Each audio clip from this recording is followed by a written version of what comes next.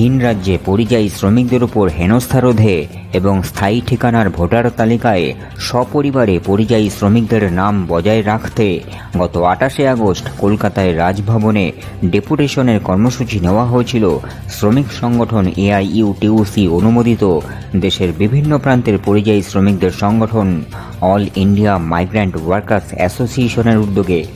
এই কর্মসূচিতে পরিযায়ী শ্রমিকদের তরফে কি বলা হয়েছে #লাইভ নিউজ বাংলায় থাকছে তার কিছু অংশ দেখুন, শুনুন।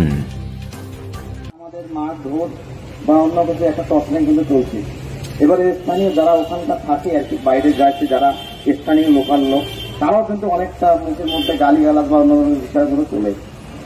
এর আগে আমরা এরকম দেখি নাই, কিন্তু হঠাৎ করে কি হয়ে গেল, আমাদের বাংলা ভাষাভাষী বলার সত্ত্বেও বাংলা ভাষাভাষী বলার পর আমাদের ধরে নিয়ে যাওয়া মারপিট করা কিন্তু এখন চলে আসতেছে।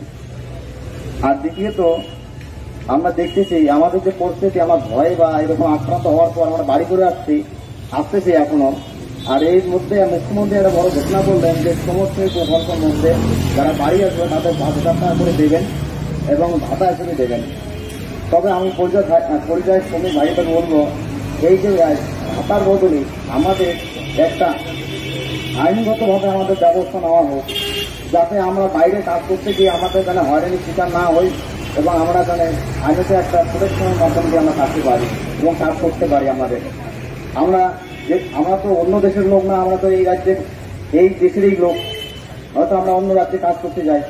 তবে মুখ্যমন্ত্রী মাননীয়কে বলবো যে আপনারা এটা বিষয়টা ভেবে দেখে আমাদের ভাতার বদলে আমাদের একটা আইনত একটা প্রোটেকশনের ব্যবস্থা করে দেন এই ভাতার বদলে।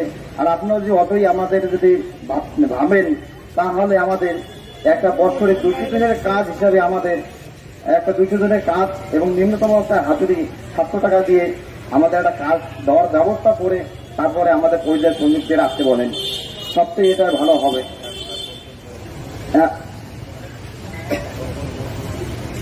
আর পরিযায়ী শ্রমিকদের ভাইদের বলবো যে আমরা এই ভাতা নিয়ে কি করব যদি আমাদের কাজটাই যদি ঠিক মতো না থাকে, কতদিন দেবে?